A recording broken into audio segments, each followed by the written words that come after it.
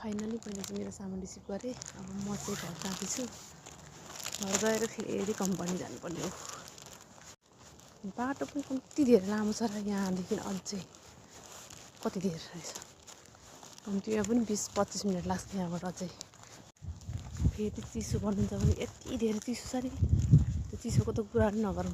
यति धेरै चिसो छ, यति धेरै चिसो छ। घाम चाहिँ फेरि यति धेरै लागेको छैन। म चाहिँ सर्टकटबाट बाटो जान लागेको। सर्टकट बाटो जाँदाखेरि चाहिँ अलिकति धेरै त होइन, 4-5 मिनट फरक पर्ने रहेछ। त्यही भएर म त सर्टकट बाटो जान आँटेको। तर सर्टकट बाटो चाहिँ हेर्नु है कस्तो डेन्जर छ। पुरै जङ्गलै जङ्गल छ। अहिले एकछिन पर्खौँ ल, म देखाउँछु। थाहा छैन होइन गाइज, दुःख चाहिँ यति धेरै पाएको छु नि मैले आज। फाइनली अब चाहिँ म जङ्गलभित्र पसेँ। हेर्नु है, यो जङ्गलको बाटो चाहिँ यस्तो छ। अहिले चाहिँ रुखहरूको सबै यो यहाँ धेरै चिसो हुन्छ नि त, चिसोमा चाहिँ सबै यो पातहरू झर्दो रहेछ कि यहाँको चाहिँ।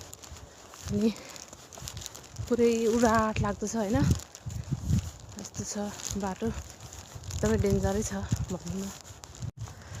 अब चाहिँ म फाइनली आइपुग्न आँटेँ। अब आजको लागि चाहिँ मेरो यही छ मलाई गाइज।